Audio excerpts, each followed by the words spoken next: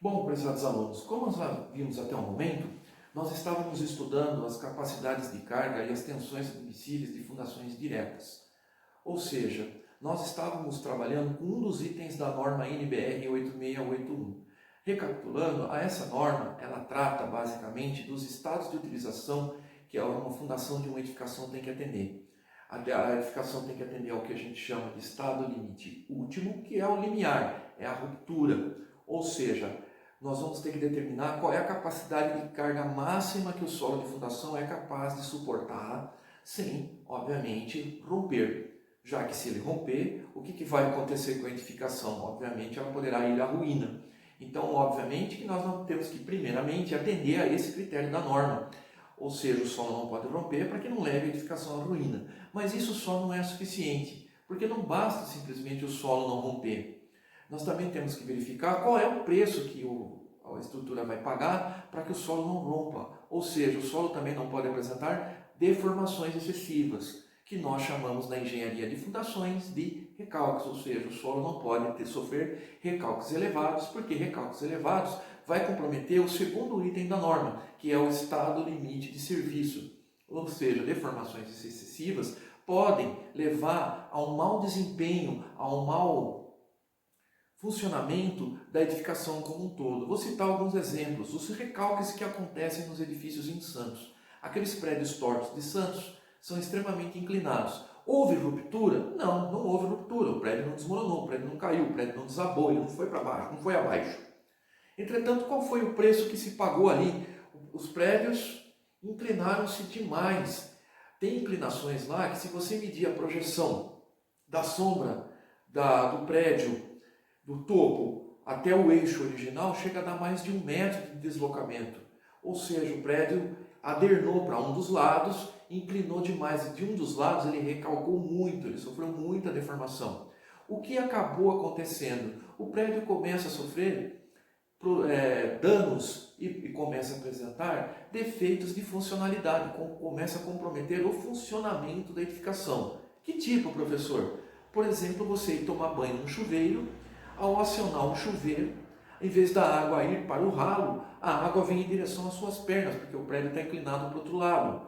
Você entrar numa sala de estar com uma bolinha de ping-pong, soltar ela no chão e a bolinha correr em direção ao lado do edifício que está em desaprumo. Ou seja, você está vivendo num prédio inclinado, num prédio desaprumado, seja para um lado, seja para o outro, o prédio está desaprumado, está fora de prumo. Então, tudo aquilo que depender de prumo vai estar comprometido. Elevadores, janelas que vão emperrar, portas que vão emperrar. Em alguns casos, essas deformações podem levar a danos arquitetônicos, fissuras que não necessariamente são de ordem estrutural, mas que comprometem a estética num primeiro momento e que, se não forem tratadas adequadamente, da maneira correta, podem vir a apresentar patologias como umidade excessiva, por exemplo. Então, nesses casos aí, embora você tenha atendido ao critério de estado limite último da NBR 8681, a edificação, a fundação dessa edificação, melhor dizendo, não está conseguindo atender ao estado limite de serviço, porque a deformação é tamanha, é tão grande, que ela está comprometendo a utilização do edifício. Por isso, estado limite de utilização. Ela está comprometendo a funcionalidade, o funcionamento desta edificação, justamente por conta de desaprumos elevados. E aí, então, o que eu posso dizer para vocês, prezados alunos, que é a questão do recalque muitas vezes é até mais importante do que a questão propriamente dita da capacidade de carga. Como a gente acabou de ver nas aulas anteriores e na aula de hoje, inclusive, que o solo sempre tem um fator de segurança. Ou seja, a gente vai trabalhar, nunca vamos trabalhar no limite da ruptura, nós sempre vamos trabalhar com uma tensão admissível. Nós nunca vamos trabalhar com a capacidade de carga máxima do solo, assim com a tensão admissível, aquela que a gente garante que o solo não vai sofrer ruptura. No caso do método Terzaghi, por exemplo, nós dividimos isso por 3. Nós estamos trabalhando em tese com 33,33% da capacidade de carga real daquele solo. Então, muitas vezes, a questão da ruptura não é uma questão tão complicada. O que complica muitas vezes é a deformação excessiva, ou seja, os recalques. Às vezes o solo vai atender à ruptura, mas não vai conseguir ter um bom desempenho porque ele vai recalcar demais. Então eu vou mostrar para vocês agora como é que a gente determina esses recalques, como é que nós calculamos isso, já que isso se trata de uma informação extremamente importante. Vamos lá?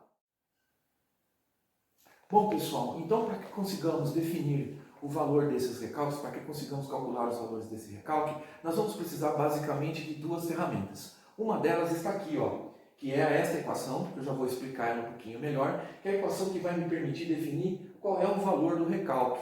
Essa equação, ela trabalha em cima da teoria da elasticidade. Por uma simplificação de cálculos, nós normalmente admitimos que o solo é um elemento elástico. Embora, à luz da mecânica dos solos, nós sabemos que, na verdade, ele se comporta como um plástico também. Na verdade, o solo tem um comportamento elastoplástico. Normalmente, essa consideração nós fazemos em situações um pouco mais avançadas de cálculo. Para nós e para grande parte das obras que vocês vão desenvolver e vão trabalhar no mercado de trabalho normalmente, a teoria da elasticidade ela dá uma aproximação razoável de qual é a estimativa do recalque que vai acontecer. Vejam, nós vamos estimar, nós vamos determinar de quanto será o recalque que ocorrerá naquele material. A outra ferramenta que nós vamos necessitar são as tabelinhas da internet, aquelas que eu disponibilizei para vocês na internet para que vocês pudessem acompanhar as minhas aulas. Essas tabelas têm os parâmetros necessários para que nós possamos utilizar na fórmula para a estimativa do recalque. Então vamos entender um pouco melhor essa fórmula. De acordo com a teoria da elasticidade, o recalque, a deformação, é o resultado da tensão. Ora, isso você já sabe, em mecânica geral, vocês sabem que para toda a tensão existe uma deformação. É isso que está querendo dizer aqui, ó. Para toda a tensão existe uma deformação. Como se trata de um elemento de fundação, outras questões são importantes que vão influenciar na determinação desse recalque, me perdoe. Então está aqui, ó, o parâmetro B, que nós já convencionamos aqui no nosso curso, que toda vez que nós colocarmos o parâmetro B é a menor dimensão da sapata, do elemento de fundação sapata, e vai aparecer aí os elementos relacionados à elasticidade do elemento de fundação, que no caso nosso aqui é o solo. Vocês já estudaram isso em concreto, em madeira, cada um tem seu modo de elasticidade, o solo também tem o dele. Então está aqui, ó, vai aparecer o parâmetro μ elevado ao quadrado, que significa módulo de Poisson. Onde é que eu vou obter o módulo de Poisson, professor? Nas tabelas da internet. Aquela que eu disponibilizei na internet, a tabela nossa número 6, de acordo com o tipo de solo que vai ser fornecido para vocês, vocês vão conseguir obter o módulo de Poisson. No denominador, nós vamos ter o módulo de elasticidade do solo, que é a nossa tabela 7, aí da relação de tabelas que eu disponibilizei para vocês nesse momento para o nosso curso de fundações diretas. O módulo de elasticidade do solo também está relacionado com o NSPT. Vejam só, argila muito mole, módulo de elasticidade varia de 350 a 2.800. O que significa? Se você der uma olhada na tabela número 3, você vai ver que a argila muito mole é aquela que tem SPT abaixo de 2 golpes. Então, o que você depreende disso? Que uma argila que tem 0 golpe, que não tem resistência nenhuma, você vai adotar o menor parâmetro da tabela, 350. Se for uma argila que tem até 2 golpes de NSPT, você vai usar outra extremidade do parâmetro, 2.800 kPa. E assim sucessivamente, sempre como se fosse uma regra de 3. Então, o NSPT é a ferramenta que me permite determinar qual é o módulo de elasticidade do solo, que é uma grandeza inversamente proporcional à deformação, obviamente. Porque quanto maior for o módulo de elasticidade, obviamente menor será a deformação. Claro, elementos mais rígidos deformam menos. Eles têm uma tendência de romper mais fácil. Mas por quê? Porque eles deformam menos. Com pouca deformabilidade, eles já vão à ruptura. Elementos com menores valores de elasticidade vão apresentar grandes recalques. Então, olha que interessante. Se você tentar apoiar uma fundação numa argila muito mole, o valor do módulo de elasticidade aqui é super baixo. Por exemplo, aqui 350. Se eu quiser colocar numa argila dura, por exemplo, nós vamos ter 7.000. Ou seja, Faça uma conta, 7.000 dividido por 350, nós estamos chegando a aproximadamente 20 vezes. Ou seja, o recalque numa camada de argila muito mole é 20 vezes maior do que se acontecesse numa camada de argila dura. Isso é só um exemplo para vocês entenderem. Então, normalmente, nós não apoiamos fundação direta em argilas moles, em areias fofas, em materiais que têm baixa consistência, baixa compacidade, porque são materiais que apresentam baixos valores de módulo de elasticidade. Como eles têm baixos valores de módulo de elasticidade, que é uma grandeza inversamente proporcional ao recalque, ele irá apresentar grandes recalques, comprometendo assim provavelmente o estado limite de serviço, comprometendo com isso a funcionalidade da edificação. Então, normalmente, na vida profissional de vocês, vocês não podem e não devem apoiar as fundações dos edifícios de vocês em solos que têm baixa capacidade de suporte, baixa consistência, baixa compacidade, sob o risco de apresentarem grandes deformações. Ah, eu vou projetar uma sapata para não romper. Ok, mas a que preço? A uma grande deformação? Então você não vai conseguir atender ao estado limite de serviço. Você consegue atender ao estado limite útil, mas não consegue atender ao estado limite de utilização. Ou seja, o material vai apresentar grandes deformabilidades.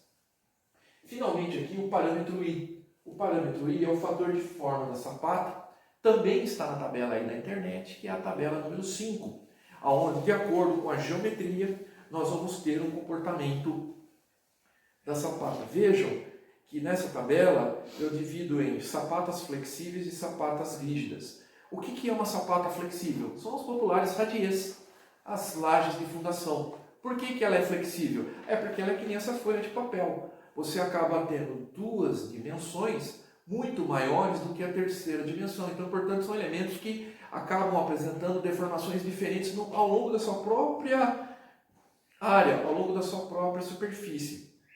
É diferente de uma sapata isolada, que a gente vai trabalhar com a última coluna aí da tabela, que é quando a gente considera ela rígida, aonde as dimensões, largura, altura e profundidade guardam entre si uma certa proporcionalidade. Então esse elemento recalca todo igual por inteiro. Quando a gente está trabalhando com uma radier, com uma sapata flexível, ele vai ter recalques diferenciais. O recalque do centro diferente do recalque do canto. Então aí você veja aí, tem 3 colunas, centro, canto e valor médio. O médio é na média, entre o centro e o canto, aquela região que fica entre esses dois extremos, tem uma média de recalque nessas ordens de grandeza aqui. Bom pessoal, então a partir de agora que eu apresentei para vocês como é que nós calculamos, estimamos, melhor dizendo, os recalques, eu vou fazer um exemplo numérico aqui para a fixação desse conteúdo. Bom pessoal, então vamos ver agora como é que se faz o cálculo de um recalque, como é que se faz a estimativa de um recalque que vai ocorrer na fundação de uma edificação. Nesse exemplo aqui, eu estou dando as seguintes informações. Calcule o recalque elástico de uma sapata retangular, dimensões de 1 por 2. Então veja só, continuamos no mesmo raciocínio que vemos desenvolvendo nas aulas. O metro sempre vai ser a dimensão B, portanto está aqui, ó, B é igual a 1 metro. E 2 é a largura da sapata, a dimensão L. Então, sempre para nós, a menor dimensão da fundação será o parâmetro P de bola. E essa sapata, ela serve de apoio para um pilar que descarrega uma carga de 30 toneladas força. Então, isso aí é a informação que está vindo do projeto estrutural. O pilar que está, onde a sapata está servindo de apoio, ele descarrega uma carga de 30 toneladas. Para que a gente precisa dessa informação? Para calcular o parâmetro tensão, o sigma. Lembrando para vocês, já que aqui eu pedi para desprezar o peso próprio da sapata, tensão, portanto, é força sobre unidade de área. Quanto vai ser a força? É a carga do pilar, 30 toneladas. E qual é a área? É a área de contato da sapata com o solo, 1 por 2.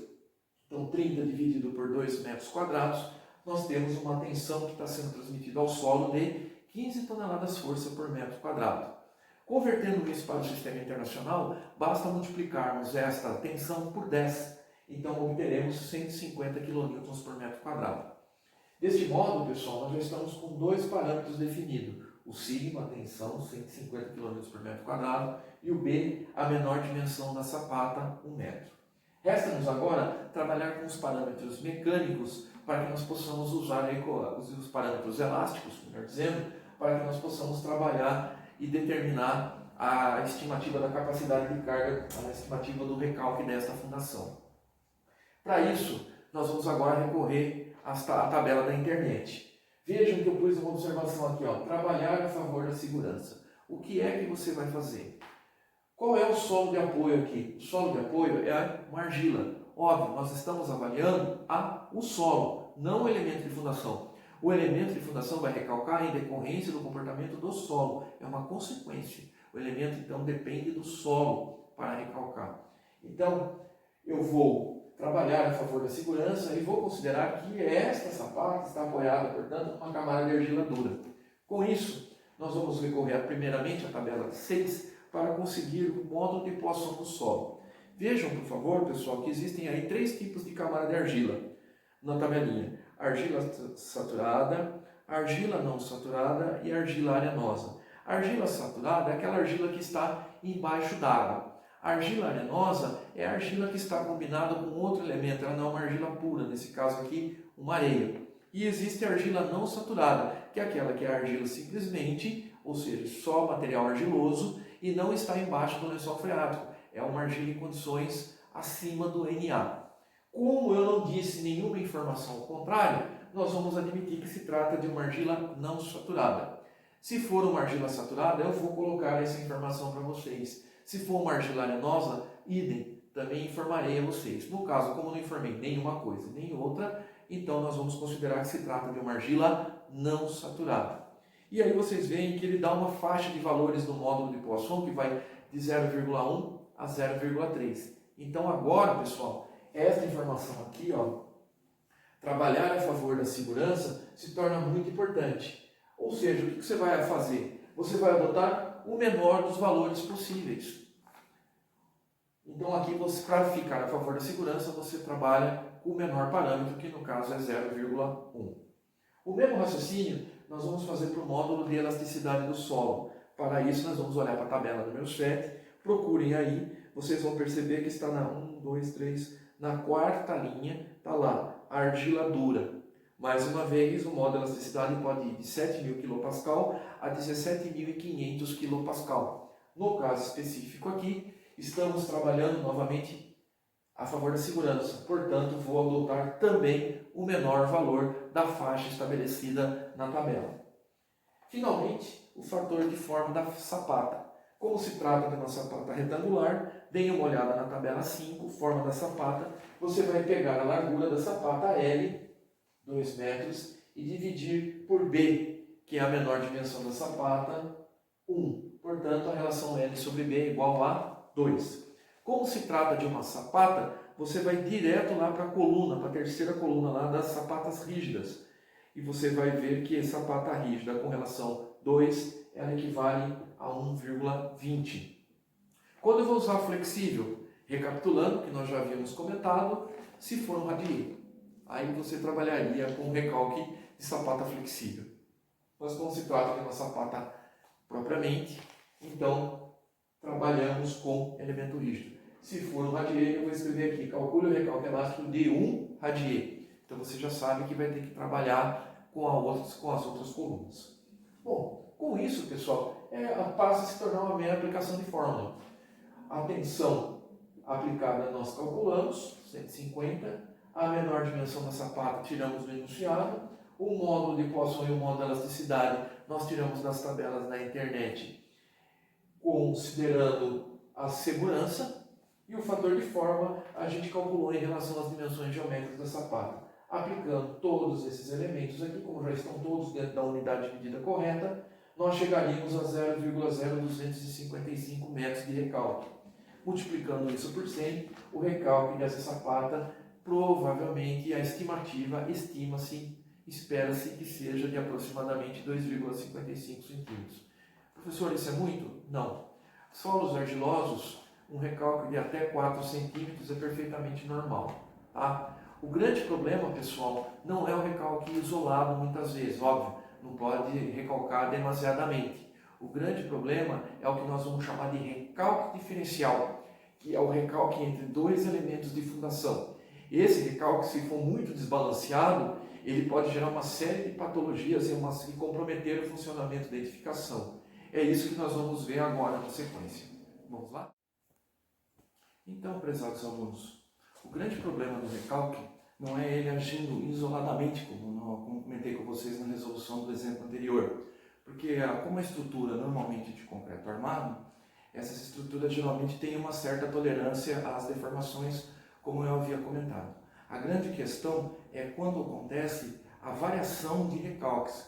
Como vocês podem imaginar, nem todos os pilares de uma estrutura de uma edificação vão transmitir para o solo exatamente a mesma carga. Os pilares centrais normalmente são mais carregados, por exemplo, que os pilares das periferias. Deste modo, as tensões que são transmitidas aos solos acabam sendo, de certa maneira, diferentes. E, em virtude desse fato, pode ocorrer o que nós vamos chamar de recalque diferencial, ou seja, diferença de recalques. Um pilar recalcando mais que o outro pilar. Não é somente a questão da transferência de tensões propriamente dita, até mesmo sabemos que o solo é heterogêneo, não é uma superfície completamente homogênea, isotrópica. O solo possui heterogeneidades e anisotropias, normalmente, diferenças de propriedades. Neste caso, obviamente, regiões com solo, com determinado tipo de solo mais espesso, têm uma tendência a recalcar mais do que com outros, e assim sucessivamente. Ou seja, a diferença no perfil de subsolo também interfere no comportamento do recalque. Deste modo, torna-se um problema bastante importante em engenharia de fundações direta a questão do recalque diferencial, também conhecido como distorção angular, conforme está sendo apresentado aqui para vocês. Neste exemplo, eu estou mostrando para vocês aqui o pilar 1 e o pilar 2. Esta linha azul significa que os dois pilares foram executados exatamente na mesma cota, na mesma profundidade. O que acontece aqui é que o pilar 1 aqui sofre um certo recalque, ρ1, que nós já aprendemos a calcular aí pela teoria da elasticidade, e o pilar 2 acabou sofrendo um recalque maior aqui, ó, o ρ2. O grande problema de uma edificação é justamente o Δρ aqui, ó, esta variação aqui, ó, de recalques, essa diferença de recalques entre um pilar e um outro vai produzir o que nós chamamos de recalque diferencial, ou seja, diferença de recalque, também conhecido como distorção angular. Por quê? Porque vai haver uma variação no ângulo entre as estruturas. Imaginem vocês aí, pessoal, se isso daqui tivesse uma parede de alvenarias aqui, ó, entre uma sapata e outra aqui, ó, e elas tivessem sido interligadas aqui por uma viga baldrame. Muito provavelmente, essa viga sofreria uma deformação, uma flexão, e toda a alvenaria que estava sobre a viga acompanharia essa deformação, essa deflexão, de tal maneira que começam a surgir fissuras na alvenaria, uma vez que, como as vigas possuem aço, as vigas de concreto possuem aço, o aço tem um comportamento mais adequado à flexão. A alvenaria é um elemento mais rígido e, portanto, não tem um comportamento tão bom à flexão quanto o aço, e aí acaba apresentando fissuras. Dependendo da gravidade do problema, isso pode levar a trincas e até mesmo rachaduras. E tudo isso está relacionado não com o recalque isolado do elemento, mas com a diferença de recalque entre eles. Desse modo, normalmente, nós também verificamos no projeto de fundação a distorção angular. O que é a distorção angular? Eu estou chamando aqui de delta. Ela é a diferença de recalques, Δρ, em relação à distância que um pilar está do outro, L. Então está aqui, ó, delta, distorção angular, é Δρ sobre L. Quem é Δρ? É o recalque do pilar 2 menos o recalque do pilar 1, dividido pela distância entre um pilar e outro. Deste modo, começam a surgir estudos, a partir do momento que o meio técnico tem conhecimento da gravidade do problema do recalque diferencial, começam a surgir estudos vislumbrando, tentando determinar limites de recalque, onde provavelmente irão começar a surgir manifestações patológicas nas edificações. Essas tabelas aí existem diversas aí no meio técnico nacional, e eu fiz um compilado aqui do que é o que normalmente o mercado da construção civil brasileira adota como referência, o meio técnico brasileiro adota como referência, ok? Então vejam só, se a gente tiver uma distorção angular de 1 para 150, significa que um recalque diferencial de 1 metro num intervalo de 1,5 metro aproximadamente, nós vamos ter um dano muito grave, que é o dano estrutural. É um caso aqui onde a estrutura já está comprometida, a edificação já está correndo o risco de ir à ruína. Então aqui é aquele caso onde a gente vai ter que interditar o imóvel, escorar o imóvel, desalojar as pessoas para poder fazer uma intervenção estrutural mais adequada, porque a estrutura já se encontra comprometida. Então veja, é um recalque de 1 centímetro no intervalo de 1,5 metro. A diferença de recalque de 1 centímetro no intervalo de 1,5 metro. Se o intervalo for um pouco maior, for 2 metros, então continua tomando como referência um recalque diferencial entre as sapatas de 1 centímetro, só que agora a distância é 2 metros. Vejam, tenta imaginar aí um ângulo que está sendo formado. Vejam que esse ângulo agora está menos abatido. O ângulo, a distorção angular é menor. Só que nesse caso aqui seria o limite do que nós chamamos de dano funcional. Ou seja, o elemento começa a sofrer problemas de funcionamento. Ele não está conseguindo atender ao estado limite de serviço, ao estado limite de utilização. Portas que emperram, janelas que emperram, elevadores que vão apresentar mau funcionamento, problemas hidráulicos, desaprumos em pisos, desaprumos em móveis, ou seja, o imóvel começa a apresentar manifestações patológicas que não estão colocando em risco a vida das pessoas, mas estão comprometendo a utilização desse imóvel. E finalmente, uma distorção angular de 1 em 3 metros, ou seja, um recalque, recapitulando, um recalque diferencial de 1 centímetro entre duas sapatas, só que essas sapatas agora estão afastadas 3 metros de distância uma da outra. O que isso significa? Olha como o ângulo aqui era 2, agora com 3 vai ficar algo parecido com isso. Ou seja, a distorção angular fica cada vez menor e nesse caso aqui nós estaríamos tendo o que nós chamamos de dano arquitetônico, que já é um dano menos complicado, se ele for tratado a tempo. É um dano mais estético. É o surgimento de fissurinhas, aquelas fissurinhas de 45 graus, ou seja, fissuras que podem ser tranquilamente tratáveis aí com entelamento, com um novo revestimento, com alguma técnica para impermeabilizar, porque o grande problema dessa fissura é que se ela não for tratada adequadamente, ela com o tempo ela vai permitir a transição da umidade e essa fissura ela começa a se tornar o que nós chamamos de fissura higroscópica, fissura proveniente de umidade. Então, o grande problema dessas fissuras não é só uma questão estética, é também que se ela não for tratada em curto espaço de tempo, ela vai agravar esse problema e pode se tornar um problema um pouco maior para se resolver em função da permissão, da possibilidade de permitir a passagem de umidade por entre a alvenaria. Então, normalmente o que nós fazemos no projeto, nós calculamos os recalques isolados da forma como eu mostrei para vocês e depois nós vamos fazer uma verificação do recalque diferencial para vermos se os recalques que vão ocorrer nessa edificação estão adequados para que não ocorra nenhum desses 3 tipos de patologias aqui, desses 3 tipos de danos que eu apresentei para vocês na tabela. Então agora eu vou fazer um exemplo para vocês, onde eu vou demonstrar como é que nós fazemos essa verificação normalmente. Vamos lá? Bom pessoal, então está aqui um exemplo de como se calcula o recalque diferencial entre pilares. Nesse exemplo aqui, eu tenho o pilar 1, um pilar de 30 toneladas força, e o pilar 2, um pilar de 40 toneladas força. Situação bastante comum aí numa residência sobradada, num edifício aí dos 3 pavimentos, aí é uma carga que normalmente a gente vai encontrar. Aqui eu coloquei um vão de 4 metros entre um pilar e outro. Aí o que eu fiz? Primeiramente, eu calculei o recalque de cada elemento de cada sapato isolada. De que maneira? Da forma como nós acabamos de fazer no exemplo anterior. Coloco lá a equação da teoria da elasticidade, ρ é igual a sigma vezes B, 1 menos o módulo de Poisson ao quadrado, dividido pelo módulo de elasticidade do solo vezes o fator de forma do sapato. Sabe aquela equação? Então, eu fiz aquela conta e descobri que, por caso do pilar 1, o recalque seria de 2,5 centímetros. No caso do pilar 2, o recalque que eu cheguei foi de 3 centímetros. Então, recapitulando, eu fiz aquele exercício anterior para o pilar 1, fiz aquele mesmo modelo de exercício anterior para o pilar 2 e calculei os 2 recalques. A partir dali eu começo a me preocupar com a distorção angular. Distorção angular é uma fórmula bastante simples, é uma conta de dividir, onde eu vou pegar a diferença entre os dois recálculos. Então está aqui, ó, recálculo do pilar 2, 3 centímetros, menos o recálculo do pilar 1, 2,5 centímetros, dividido pelo vão entre eles. Como eu trabalhei aqui em cima em centímetro, aqui embaixo também eu vou trabalhar em centímetros. Então eu converti o 4 metros de distância entre eixos em centímetro e virou 400 centímetros.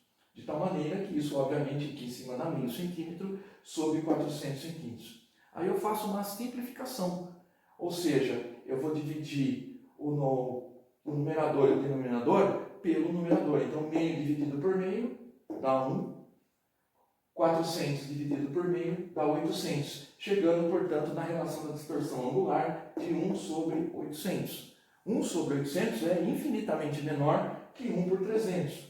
Então, olhando para a minha tabelinha aqui, ó, eu estou livre do dano arquitetônico, portanto, está ok. Normalmente, num projeto de fundações, nós trabalhamos dessa maneira. A gente vai calcular para evitar, inclusive, o dano arquitetônico. Ninguém vai fazer uma obra, espera-se pelo menos que ninguém vai fazer uma obra para dar problema.